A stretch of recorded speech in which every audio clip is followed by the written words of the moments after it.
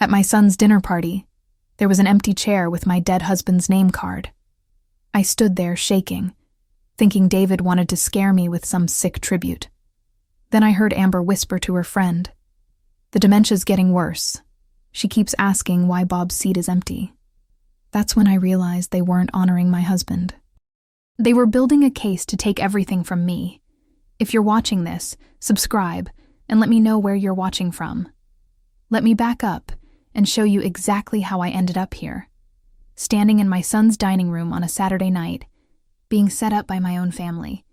It started with a phone call that afternoon. David's voice had that careful tone he uses when Amber's coaching him.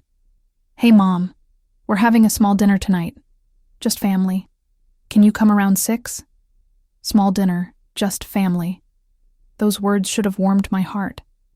Instead, something in his voice made my stomach tighten. "Of course, sweetheart. Should I bring anything?" "No, just yourself. Amber's handling everything." A pause. "Mom, you're feeling okay, right? You've been remembering things clearly?" I gripped the phone tighter. "David, I'm 66, not 96. My mind is perfectly fine." I know, it's just, you seemed confused last week when we talked about Dad's birthday." I wasn't confused. I said his birthday was March 15th, because it was. "Right, of course." But he didn't sound convinced. "See you at 6. I hung up feeling unsettled. What was he talking about? I'd remembered Bob's birthday perfectly, March 15th, 1956. We'd have celebrated his 69th birthday this year if that heart attack hadn't taken him 5 years ago. I arrived at David's house at 6 sharp, the colonial in Riverside Estates that Bob and I had helped them buy 10 years ago, back when David first married Amber. Back when I thought I was gaining a daughter, not an enemy. Amber opened the door wearing a cream silk blouse and those predatory heels she favors. "Margaret, you're here."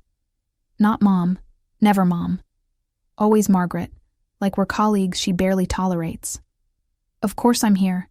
David invited me for family dinner." "Yes, family dinner." She stepped aside, and I caught the look she exchanged with someone behind her. "Come in. Everyone's in the dining room." "Everyone?" David said small family dinner. Just us. I walked into the dining room and stopped cold. The table was set for 8. David sat at the head. Amber to his right.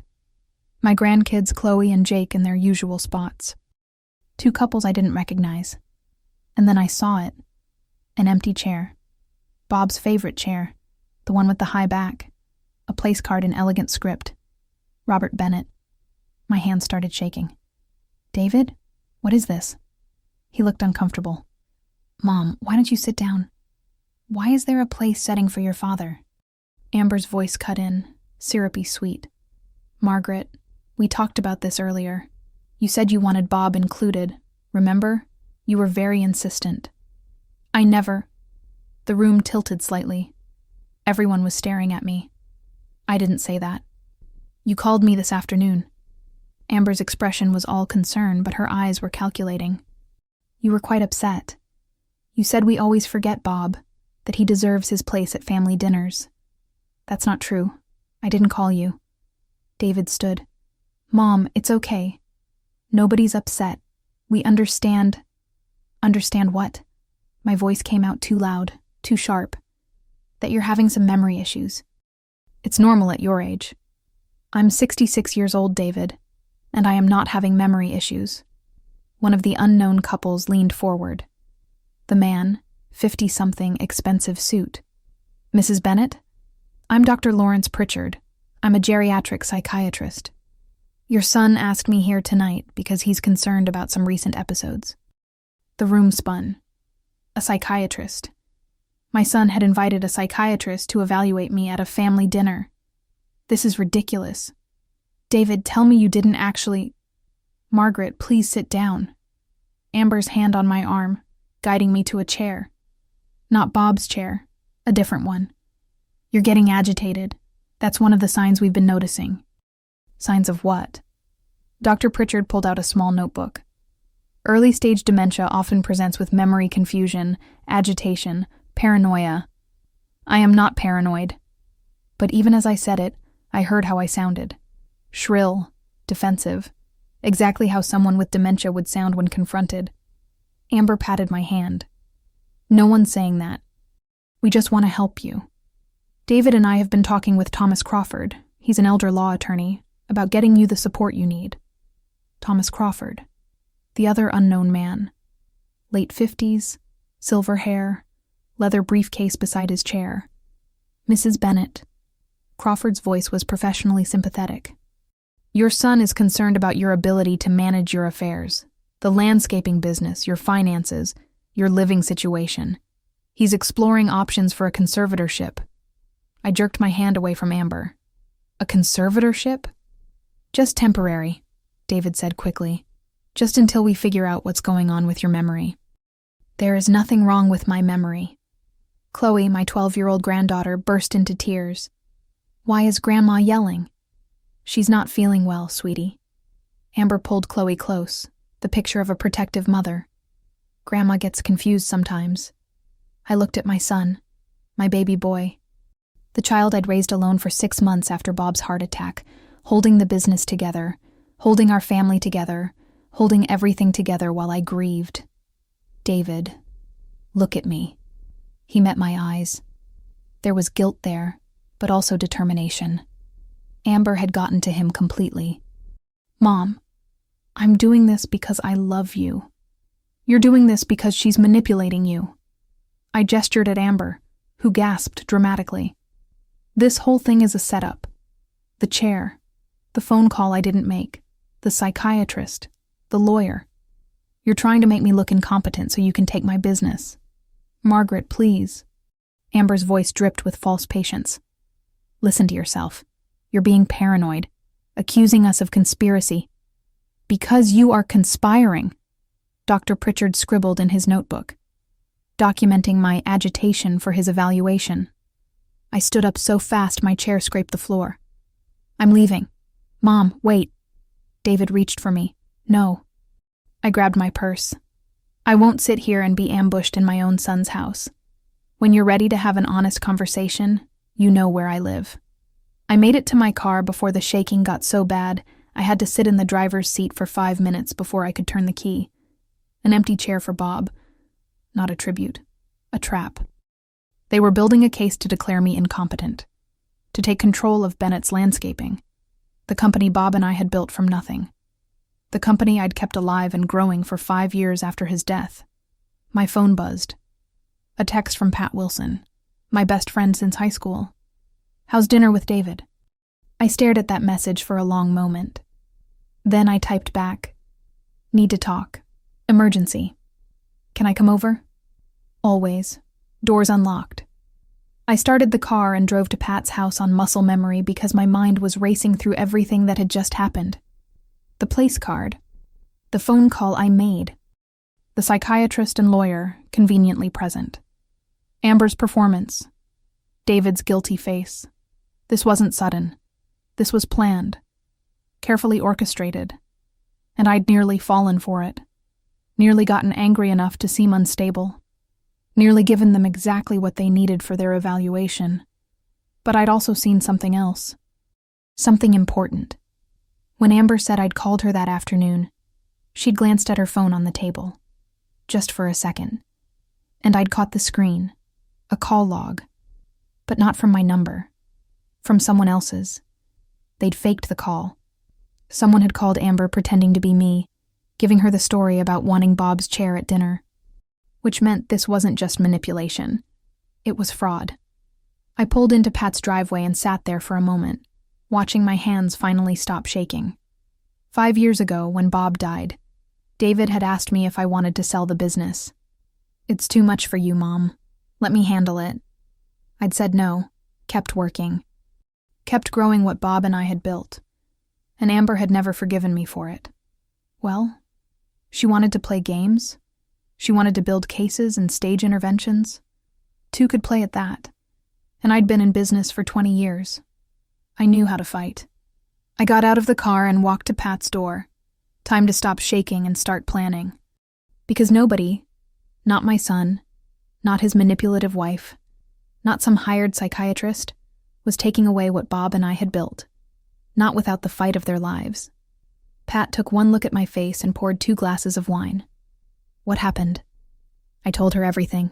The dinner, the chair, the psychiatrist, the lawyer, the conservatorship. By the time I finished, Pat was on her feet, pacing her kitchen like a caged tiger. That calculating little... She stopped herself, glanced at me. Sorry, I know she's your daughter-in-law. Don't apologize. I'm thinking worse. I took a long sip of wine. Pat, when did this start? When did David change? She sat back down, considering. Honestly? About 7 months ago. Remember that barbecue in April? David seemed different. Distant. April. Right after I'd refused to make him a partner in the business. I'd told him the same thing I'd been saying for years. When you're ready to commit full-time, we'll talk partnership. But you can't keep your finance job and run a landscaping company. It doesn't work that way. He'd been angry, said I didn't trust him, that I thought he wasn't good enough to fill Bob's shoes. It's not about trust, I'd explained. It's about commitment. Your father and I built this business working 80-hour weeks. You can't do that with a day job. He'd stormed off, and a week later, Amber had called me for lunch. Just us girls, she'd said. Pat, do you remember that lunch Amber insisted on? Late April? Pat's eyes narrowed. The one where she said David was stressed and you needed to be more supportive. That's the one. I set down my wine glass. She spent 2 hours telling me how hard it was for David, living in his father's shadow. How the business should stay in the family. How I wasn't getting any younger. She actually said that? Oh yes, very sweetly, very concerned. And then she suggested I might want to think about transitioning into retirement and letting David take over. And you said? I said no. I'm 66, not 96. I have at least 10 more good years. I met Pat's eyes. That's when this started, wasn't it? When I refused to hand over my company. Pat nodded slowly. So she's been planning this for 7 months, building a case, getting David on board. But why? What does she get out of it? Money, Maggie. She always wants more money. I thought about David and Amber's house, the Riverside Estates Colonial, the luxury cars, the private school for the kids, Amber's designer wardrobe. Bennett's landscaping is worth about $1.2 million now, I said slowly. If they get me declared incompetent and David becomes conservator. He controls everything, Pat finished. The business, your assets, your decisions. I pulled out my phone, scrolled back through texts from David over the past few months. May. Mom, have you thought about updating your will? You should really talk to a lawyer. June.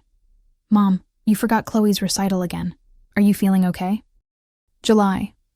Mom, you called me Tom on the phone yesterday. I'm worried about you. I hadn't forgotten Chloe's recital. It had been rescheduled and nobody told me. I'd never called David Tom. And I'd updated my will just last year. But if I'd dismissed these texts as David being overprotective, imagine what a lawyer would think. Or a judge. They've been building this for months, I whispered. Creating a paper trail. Pat's face went hard. Then we build our own trail, document everything, record conversations, get your own medical evaluation. And we figure out who made that phone call to Amber pretending to be me. I met her eyes. Because that's fraud. And if we can prove it, you can blow their whole case apart. I nodded, feeling something shift inside me. Not shaking anymore, not scared. Angry, cold, determined. Bob and I had started Bennett's landscaping in our garage with a used truck and borrowed equipment. We'd worked through summers that burned and winters that froze. We'd missed birthdays and anniversaries.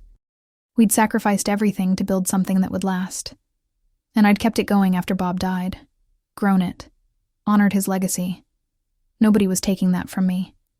Not my son, not his wife, not without proof, documentation, and the fight of their lives. Pat, I need you to do something for me tomorrow. Name it. Call Bennett's Landscaping. Ask for a meeting with me about a big project. I want proof that I'm competent, professional, and running my business perfectly. Done. What else? I need the name of a good lawyer, not the kind who handles wills and estates. I held her gaze. The kind who handles fraud. Pat smiled. It wasn't a nice smile. I know exactly who to call. Monday morning, I arrived at Bennett's Landscaping at 7 a.m., same as always. The office sat on 3 acres of property Bob and I had bought in 2010, back when this area was still cheap. Now the land alone was worth $500,000. My assistant manager, Carlos, was already there, reviewing the day's schedules. Morning, Mrs. B. Got your coffee ready. You're a saint, Carlos. I took the steaming cup gratefully. What's on the agenda? Johnson Estate needs the fall cleanup finished by Wednesday. Miller Commercial Project starts Thursday. And you have that meeting at 10 with a potential client, Patricia Wilson. I smiled. Right on time. Make sure the conference room looks good. Always does, boss. I spent the next 2 hours working through emails, approving invoices, and reviewing project proposals. Everything I'd been doing for 20 years. Everything I could do in my sleep. At 9:50, I straightened my desk, checked my reflection in the window. Professional, put together, perfectly competent, and waited. Pat arrived at exactly 10 a.m., dressed in business casual, carrying a folder like a real client. Mrs. Bennett? She shook my hand formally. Thank you for meeting with me on short notice. Of course, Mrs. Wilson. Please, have a seat. I gestured to the conference room, very aware that Carlos would hear this entire conversation. That was the point. For the next hour, Pat and I discussed a fictional landscaping project for her vacation property. I showed her portfolios, explained our process, quoted pricing, answered technical questions. Pat played her part perfectly, asked intelligent questions, took notes, acted impressed. You clearly know your business, Mrs. Bennett. 20 years of experience will do that. I smiled. My late husband and I built this company from nothing. It's been my life's work. It shows. I'll be in touch about moving forward. After Pat left, Carlos poked his head in. That went well. She seemed really interested. I hope so. It would be a nice project. I paused. Carlos, can I ask you something? Shoot. Have you noticed anything different about me lately? Memory issues? Confusion? He looked genuinely surprised. What? No. You're sharper than half the people I've worked for. Why? Just checking. I smiled. My son's been worried I'm working too hard. You work exactly as hard as you always have, which is too hard, but that's your choice. He grinned. Your mind's fine, Mrs. B. Don't let anyone tell you different. I filed away that statement mentally. Another witness to my competence. My phone buzzed. Text from Pat. Call me. I waited until Carlos went back to his office, then dialed. I got you an appointment, Pat said without preamble. Thursday at 2 p.m., Thomas Crawford's office downtown. I froze. The lawyer from dinner? The one working with David? His brother, Nathan Crawford. Specializes in elder rights and fraud cases. I explained the situation. He wants to see you immediately. Pat, are you sure? Maggie, Nathan Crawford spent 15 years as a prosecutor before going into private practice. If anyone can take apart what Amber's building, it's him.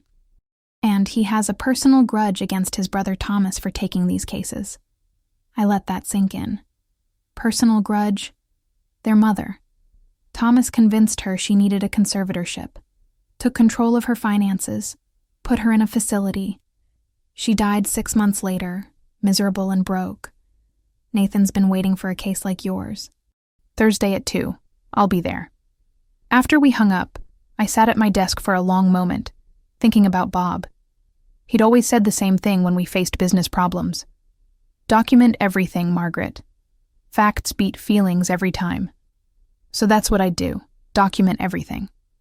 I opened my computer and started a new folder. Evidence. In it, I began writing a detailed timeline. Every conversation. Every text. Every strange interaction with David and Amber over the past 7 months. 2 hours later, I had 15 pages. Patterns emerged. May 3rd, David suggests I update my will.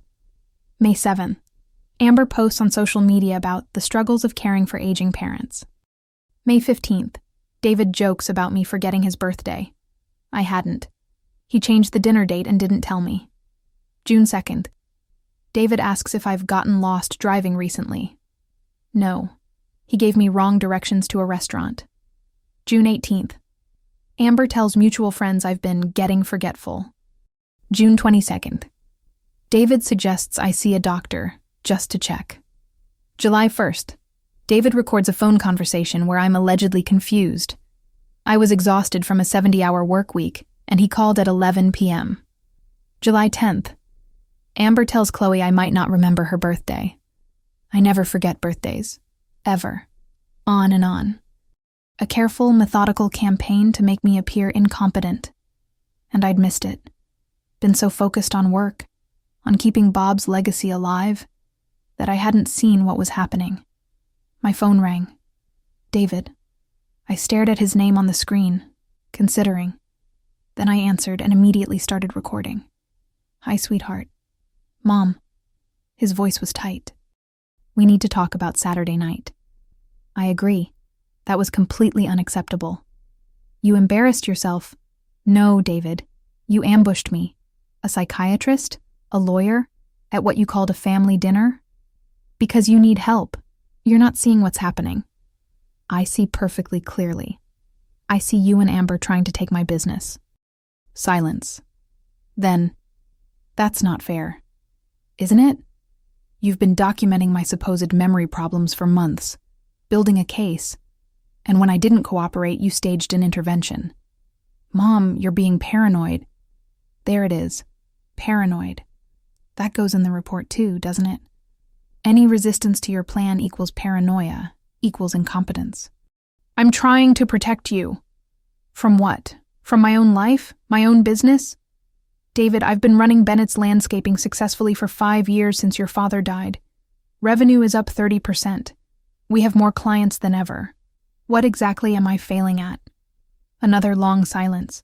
When David spoke again, his voice was smaller. Amber says, I don't care what Amber says.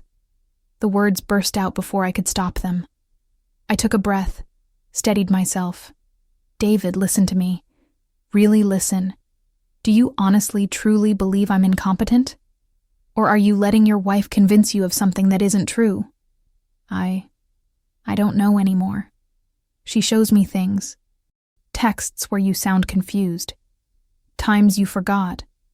Did I forget? Or did she lie about me forgetting? Mom, Thursday, I'm going to have a complete cognitive evaluation by an independent physician, not the one you brought to dinner. A real, thorough evaluation. Will you come with me? Will you see the results yourself? He hesitated. You'd really do that? Yes, because I have nothing to hide. Can you say the same?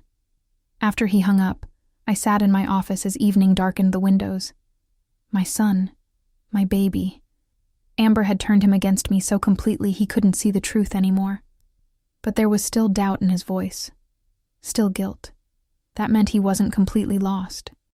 Not yet. I opened my email and started typing. Dear David, I love you more than anything in this world, but I will not hand over my life's work based on manufactured evidence and manipulative accusations. If you truly believe I'm incompetent, prove it. But do it honestly. No more ambushes. No more staged interventions. Real doctors. Real tests. Real evidence. And if you can't do that, ask yourself why. Love always, Mom. I hit send before I could second-guess myself. Then I went home, poured a glass of Bob's favorite whiskey, and sat in his chair. The real one, in our living room, worn from years of him sitting there after long days of work. They're trying to take it, Bob, I whispered. Our company. Everything we built. But I'm not letting them. The empty chair didn't answer, but I knew what he'd say. Fight, Margaret. Fight like hell. Thursday afternoon, I sat in Nathan Crawford's office, watching him review my timeline. He was younger than his brother Thomas, maybe 45, with sharp eyes and a prosecutor's intensity. "This is a textbook case of elder fraud," he said finally. "Financial abuse with an incompetency narrative. They've been building it for months. Can they really get a conservatorship based on this? If they get the right doctor and the right judge, yes. Especially if you don't contest it properly." He looked up. "Mrs. Bennett, why didn't you come to me sooner? I didn't realize what was happening until Saturday night." He nodded. "That's how these cases work. Slow erosion. By the time you notice, they've built a foundation. But I have a foundation too." I tapped my own folder. Documentation, witnesses, business records showing I'm running a successful company. "That's good. We'll need more." He pulled out a legal pad. "I want you to get a complete cognitive evaluation from Dr. Sarah Weinstein. She's a neuropsychologist who does expert testimony. I want business records for the past year showing your competence. And I want to know about your business succession plan." I shifted uncomfortably. "I don't have one, officially." "Why not?" "Because David isn't ready. He has a finance job he won't quit. He doesn't understand the landscaping business. And Amber." I stopped. "Amber is the problem," Nathan finished. "Yes." I met his eyes. 10 years ago, when David married her, I was happy. She seemed ambitious, driven. I thought she'd be good for him. What changed? Nothing changed. I just started seeing her more clearly. I leaned forward. "Mr. Crawford, my husband Bob died 5 years ago. At the funeral, Amber pulled me aside and asked when I'd be selling the business." His eyebrows rose. "At the funeral?" "At the funeral. I said I wasn't selling. She said that was unwise, and I should think about David's future." I shook my head.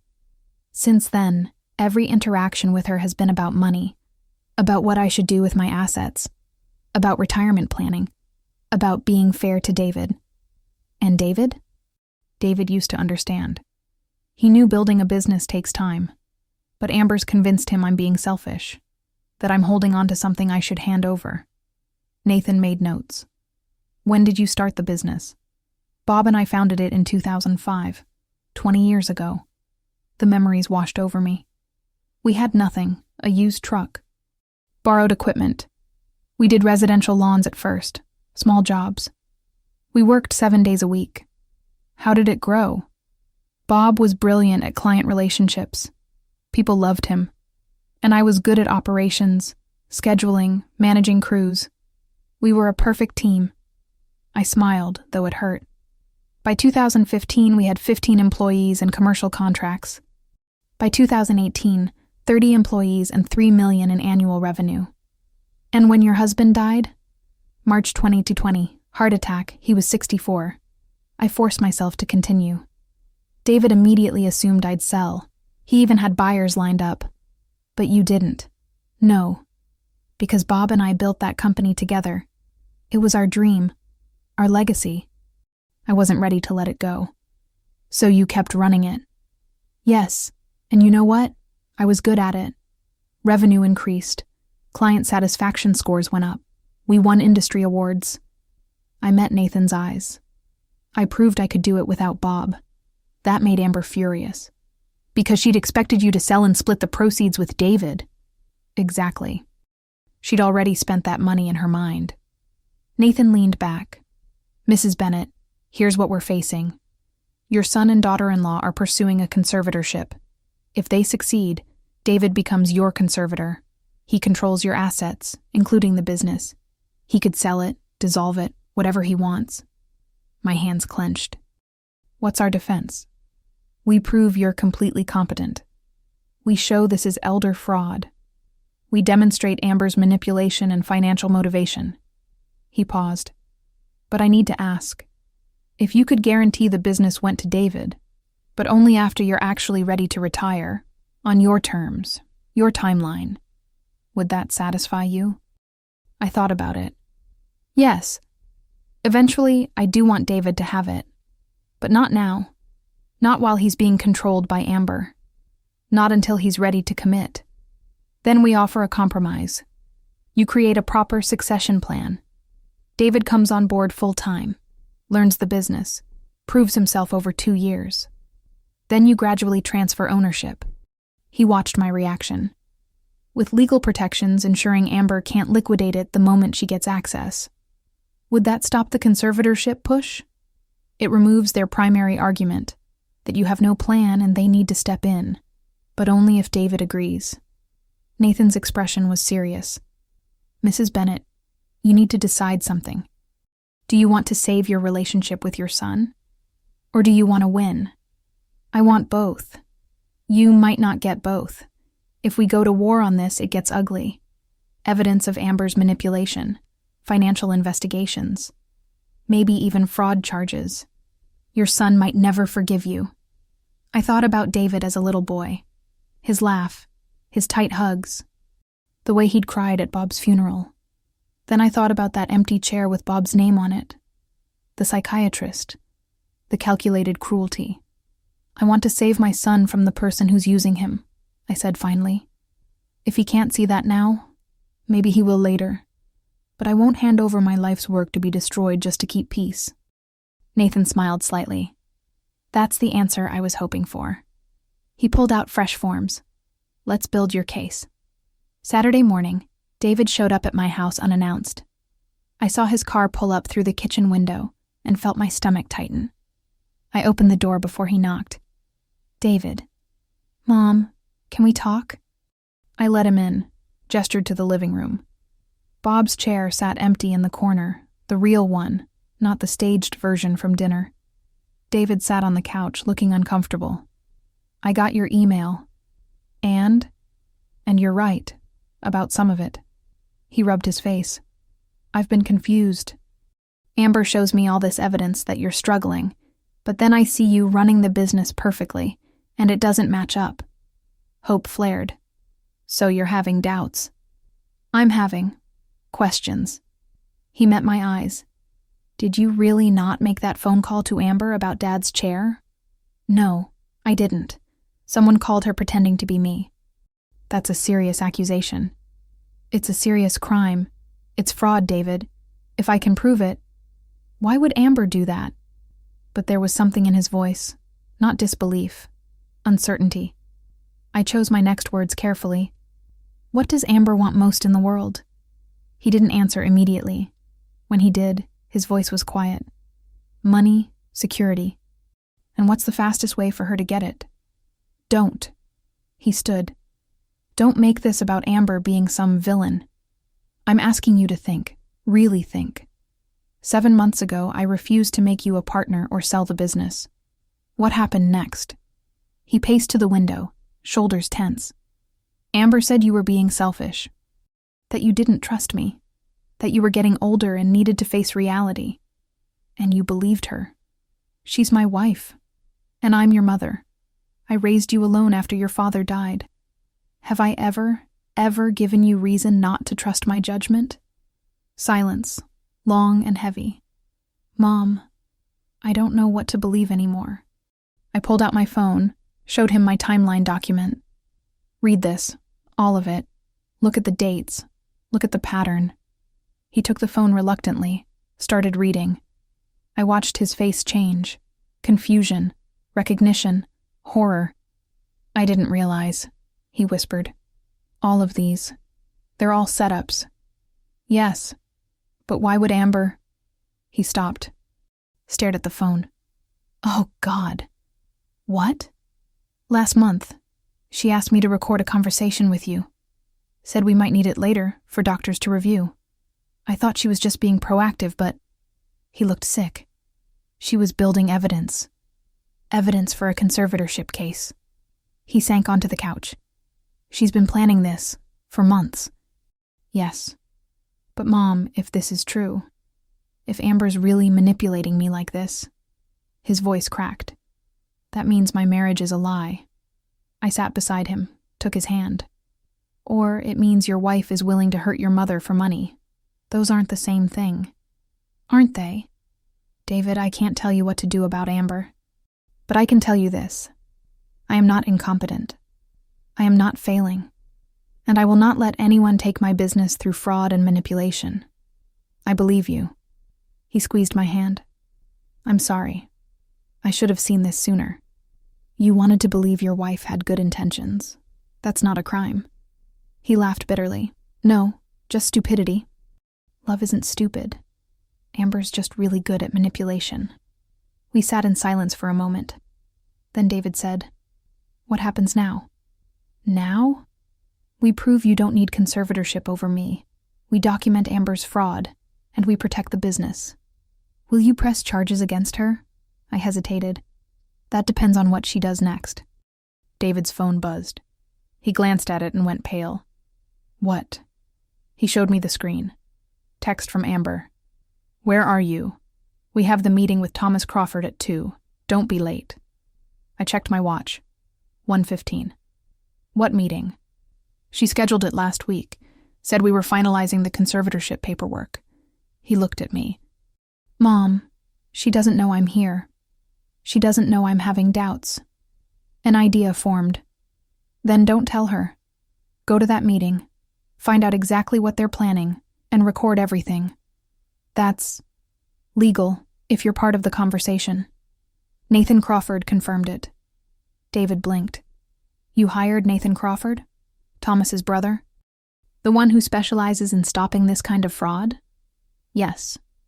Despite everything, David smiled slightly. "That's kind of brilliant. I learned from the best. Your father always said knowledge is power." David stood, pocketed his phone. "Okay, I'll go. I'll find out what they're planning, but Mom?" "Yes?" "If Amber's really doing this, if it's as bad as you think, I don't know if I can stay with her." My heart broke a little. "I'm sorry, sweetheart." "Don't be. You didn't do this. She did." He headed for the door, then turned back. "I love you, Mom. I'm sorry I doubted you." "I love you too. Now go."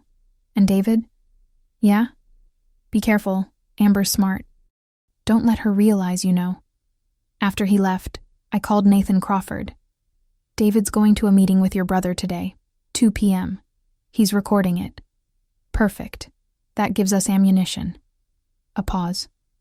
"Mrs. Bennett, I got the evaluation results from Dr. Weinstein." "And?" "You scored higher than 90% of your age group on cognitive function.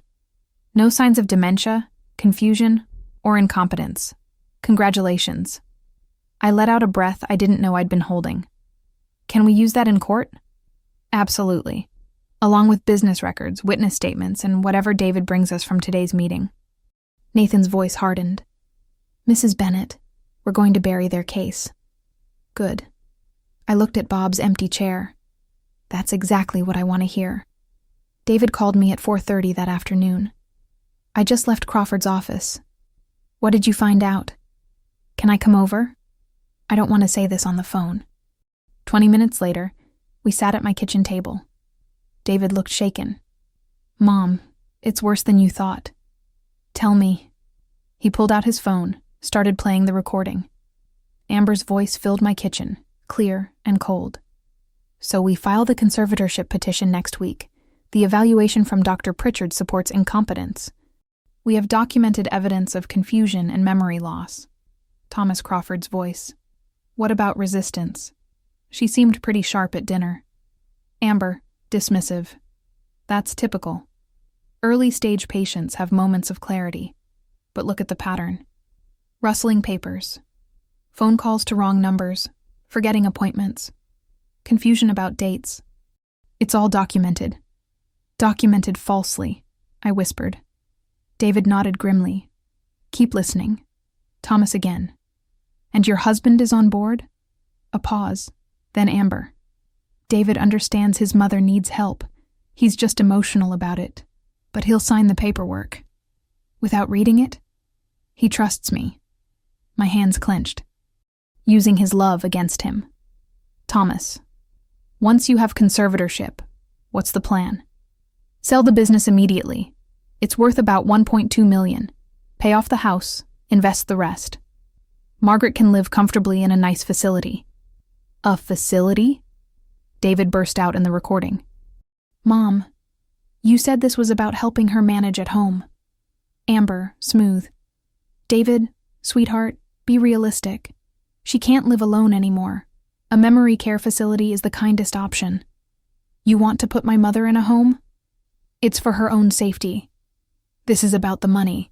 You want to sell her business and control her assets. Thomas, uncomfortable. Perhaps we should reschedule. No. David's recorded voice was hard. I want to hear the rest. What happens after you sell the business and put Mom in a facility? Silence on the recording. Then Amber, carefully. We invest the proceeds wisely. Secure our children's future. Give ourselves some financial breathing room. Financial breathing room. David's voice was flat. You have $47,000 in a secret bank account, Amber. What do you need breathing room for? The silence that followed was electric. Then Amber, sharp. You've been snooping. Mason found it. He thought you were leaving us. That's ridiculous, is it? Because I'm looking at apartment listings in Seattle on your phone. And flight comparisons to Vancouver. What's in Vancouver, Amber? Another long silence. Thomas Crawford. I think this meeting should end. David. No, I want answers. What's in Vancouver? Amber, finally. Family. My cousin needs help with her business. Your cousin who you've never mentioned? The one who isn't in Vancouver? She's in Toronto? Try again. The recording went silent for so long I thought it had stopped. Then Amber's voice, different now, cold, mask off. Fine. You want the truth? Your mother is sitting on over $1 million while we struggle with private school tuition and credit card debt. She could help us, but she's too selfish. So yes, I found a way to access what should be partly yours anyway. And yes, I have an exit plan, because I knew you'd never have the spine to stand up to her. David turned off the recording. We sat in silence. I'm sorry, he finally said. I'm so sorry, Mom. It's not your fault. Isn't it? I chose her. I believed her. I almost helped her destroy you. But you didn't. You chose to see the truth. He looked at me with red eyes. She was going to put you in a home, sell Dad's company, and take the money. I know. I'll testify against her. Whatever Nathan needs, I'll do it. David, no, Mom. This is fraud. Elder abuse. I won't let her get away with it. His jaw set. I'm filing for divorce. My heart hurt for him, but I nodded. I understand. Can I stay here tonight? I can't go home. Can't look at her. Of course. Your old room is exactly as you left it. He smiled weakly. Thanks, Mom. After he went upstairs, I sat alone in the kitchen, processing everything. The recording. Amber's cold calculation. The secret bank account. Vancouver. Then something clicked. I grabbed my phone, called Nathan Crawford. I just heard the recording. David's sending it to you. Good. This is smoking gun evidence. Nathan, Amber mentioned Vancouver and secret bank accounts. What if she's been embezzling from somewhere? I thought of that. I'm running financial backgrounds on her now. Let me know what you find. Will do. Mrs. Bennett, you've won. With this recording, their conservatorship case is dead. Good. I looked at Bob's empty chair.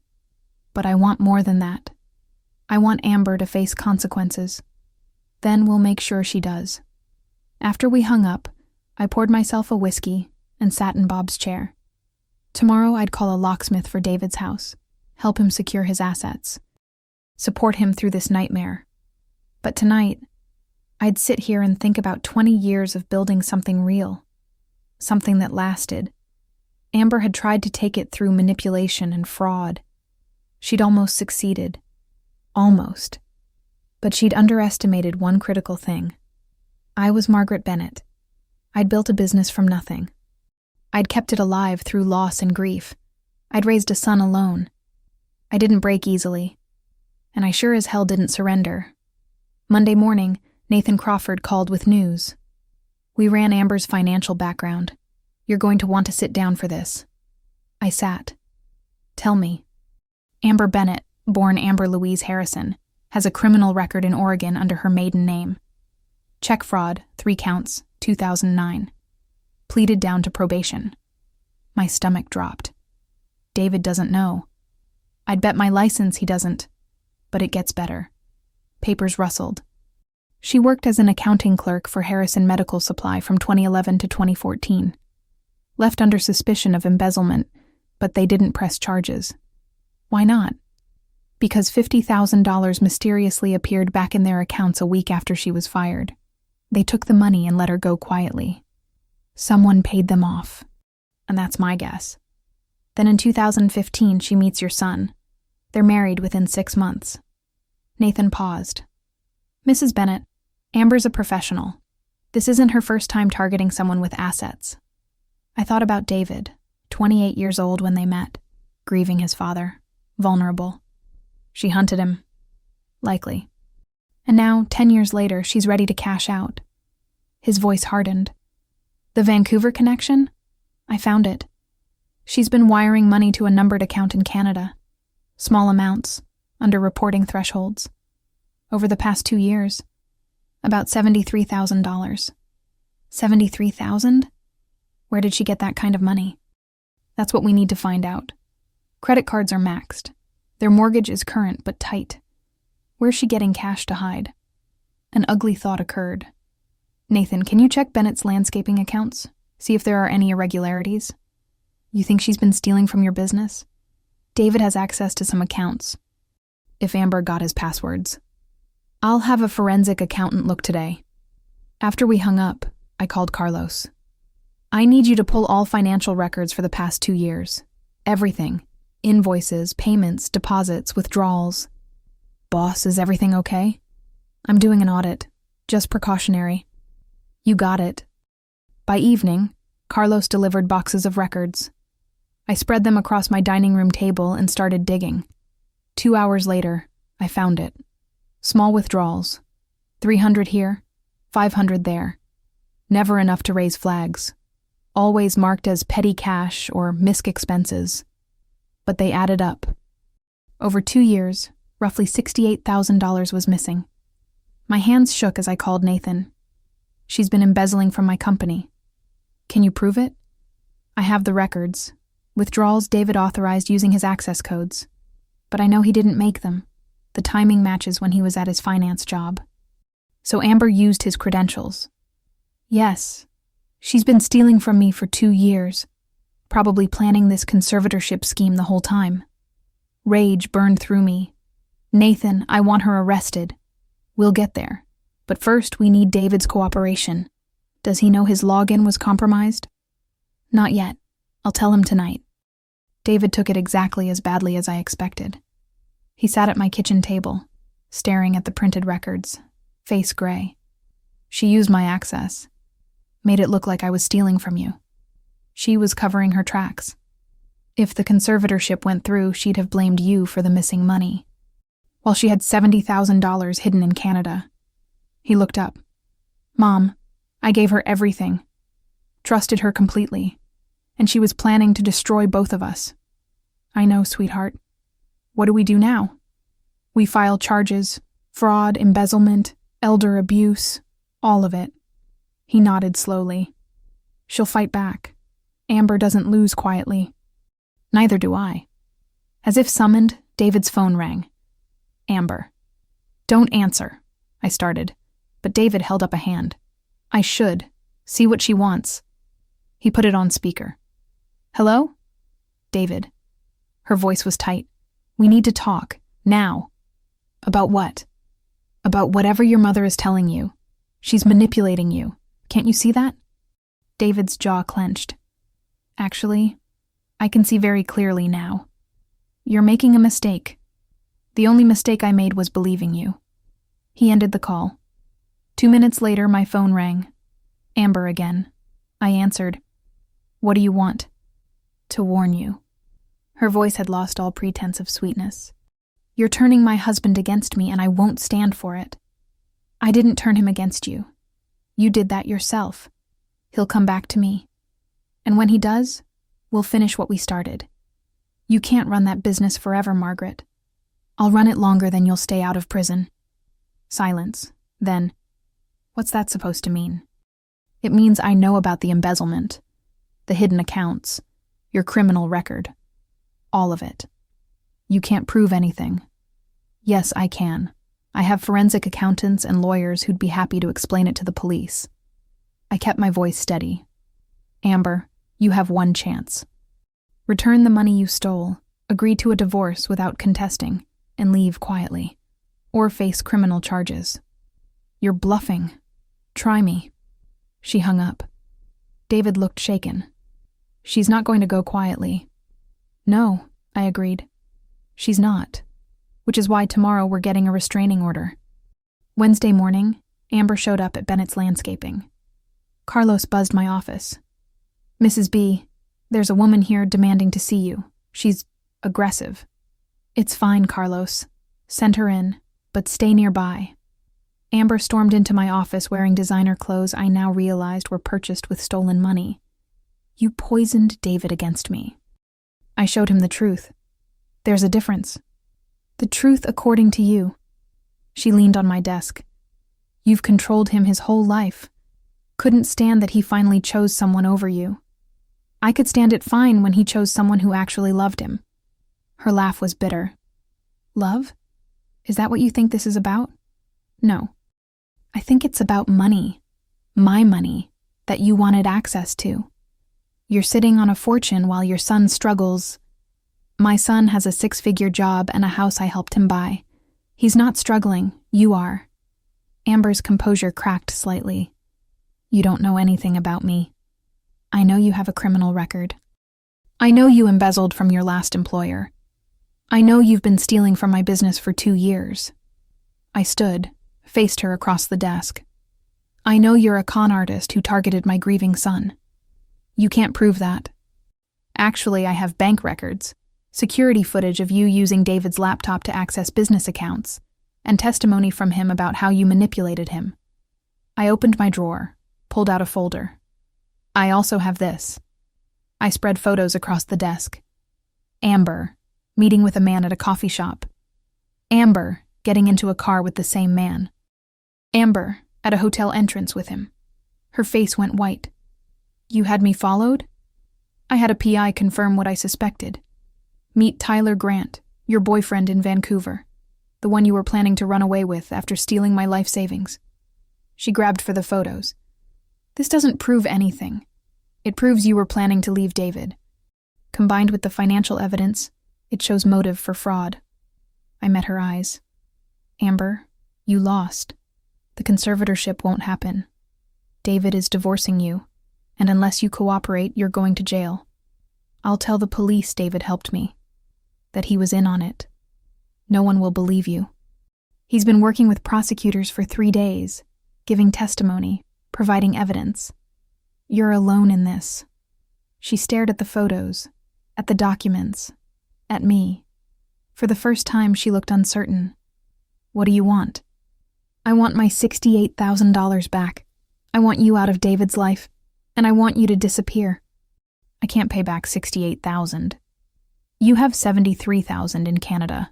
You'll manage. I leaned forward. Here's what's going to happen. You return the money within 48 hours. You sign divorce papers without contesting. You leave Washington State and don't contact David or my grandchildren ever again. In exchange, I won't press charges.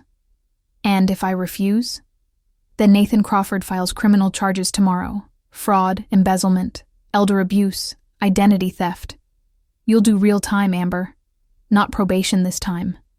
She was breathing hard now, trapped and furious. You're just like me, you know. Ruthless when it comes to protecting what's yours. No, I built what's mine. You tried to steal it. We're nothing alike. She grabbed the photos, crumpled them. I'll need time to move the money. You have 48 hours. After that, the offer expires. After she left, Carlos appeared. Everything okay? Yes, just closing a deal. But my hands were shaking. I'd just threatened Amber with prison, negotiated like I was making a business contract. Bob would have been proud. Or horrified. Maybe both. 40 hours later, Nathan called. The money's back. All $68,000 plus $5,000 for interest. Transferred from a Canadian account this morning. I closed my eyes, relief washing over me. She actually did it. She's smart enough to avoid prison. Stupid enough to think she'll get away with the rest. Nathan paused. Margaret, she's leaving town. My PI saw her loading a U-Haul. Good. Let her go. There's something else. Tyler Grant, the boyfriend. He's not just some random guy. He has a record, too. Identity theft, financial fraud, served 2 years in 2016. My blood ran cold. They were working together. Looks like it. I think they've done this before.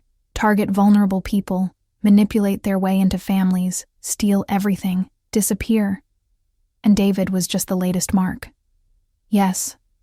Which means Amber might try this again, somewhere else. Should we warn someone? Nathan was quiet for a moment. If we press charges, her record goes public. Future victims can find it. If we let her go, she's free to do this to another family. I thought about David, healing slowly. About Chloe and Jake, asking why Mom left. About the devastation Amber had caused. Then I thought about another family, somewhere else, being targeted the same way. File the charges, I said. Not the embezzlement. She paid that back. But the fraud, the identity theft, the attempted elder abuse. Let it be public record. You're sure? Yes. She needs to face consequences. And other people need to be warned. I'll file tomorrow morning. After we hung up, I called David. Amber's leaving town. I know. She called, crying, saying I destroyed her life. His voice was flat. Asked for one more chance. What did you say? I said goodbye. Then I blocked her number. I'm sorry, David. Don't be. You saved me, Mom. If you hadn't fought back, I'd have lost everything. The kids would have lost you. Amber would have destroyed our whole family. You saved yourself. You chose to see the truth. Only because you didn't give up on me. We were both quiet for a moment. Then David said, Mom, I want to work at Bennett's. Full time. Learn the business properly. My heart swelled. You'd leave your finance job? Yeah. Turns out I don't care about analyzing other people's companies. I care about building something real, something that lasts. He paused, like you and Dad did. When do you want to start? Monday? Monday it is. Welcome aboard, partner. After we hung up, I sat in Bob's chair and cried. Relief, grief, joy, exhaustion. It all poured out. We'd won. Amber was gone. David was free. The business was safe. But it had cost us. Trust damaged, marriage destroyed, years wasted. I thought about that empty chair at dinner. Bob's name on a card, used as a weapon against me. Then I thought about tomorrow, when David would walk into Bennett's Landscaping as my partner. When we'd start building something new together. Bob would have loved that. 2 weeks later, Detective Sarah Morrison showed up at my office. Mrs. Bennett, I'm investigating Amber Bennett for fraud. I thought she left town. She did. But she made a mistake. Detective Morrison sat across from my desk. When she withdrew that money from Canada, she triggered an international fraud investigation. Turns out she and Tyler Grant have been running this scam for 5 years, 3 families before yours. My stomach turned. 3? Portland, Seattle, and Spokane. Same pattern. Tyler finds vulnerable targets. Amber moves in. They manipulate their way into control of assets, steal everything, disappear. Morrison pulled out a file. But you're the first victim who fought back. Your evidence broke the case open. Where are they now? Tyler's in custody in Vancouver. Amber's still missing, but we'll find her. Morrison leaned forward. I need your testimony, and David's. Will you cooperate? Absolutely. Good, because there's something else. She hesitated. The Seattle victim, James Brennan, 72. After they stole his retirement savings, he took his own life. The room tilted. Oh God. His family had no idea what happened until we connected the cases. They thought he'd just made bad investments. Morrison's expression was grim. Amber and Tyler aren't just con artists. They're killers. Maybe not directly, but their actions have body counts. I thought about how close I'd come. If I hadn't fought back. If David hadn't seen the truth. If Amber had succeeded in getting me declared incompetent, selling my business, putting me in a facility. "I'll testify," I said. "Whatever you need." "Thank you. We're building a RICO case. Organized fraud, conspiracy, elder abuse across multiple states. With your evidence, we can put them away for 20 years. After she left, I called Nathan. "Did you know about the other victims?"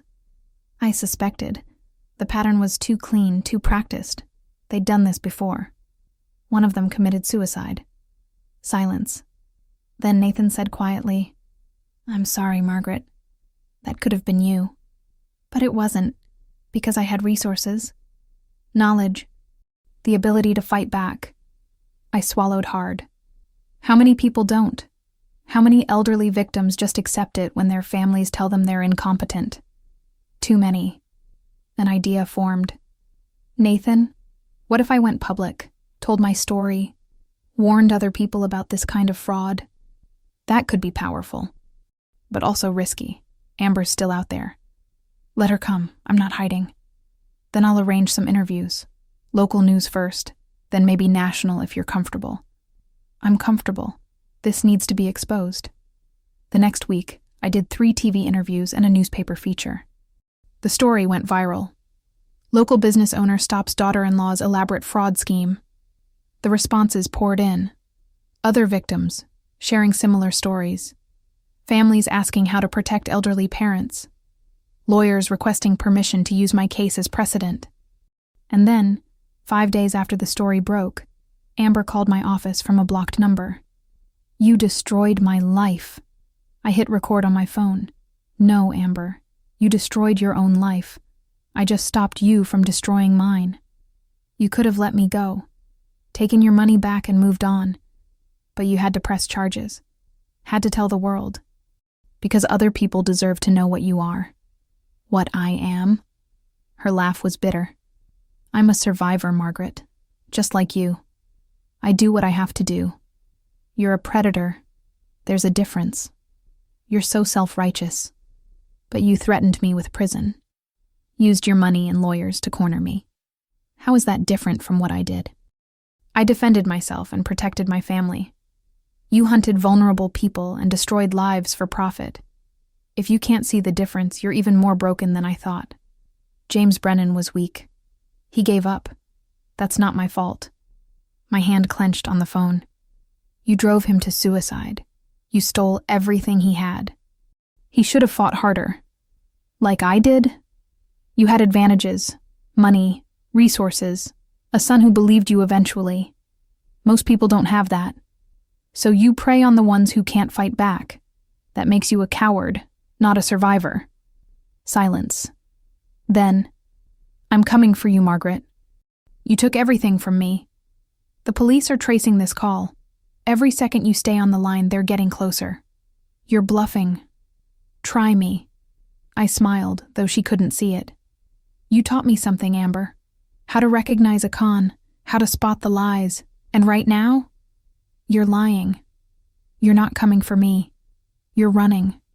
Scared. Desperate. Trapped. I'll make you pay. No, you'll get caught. Tyler already flipped on you. Did you know that? He's testifying against you to reduce his sentence. You're alone." The line went dead.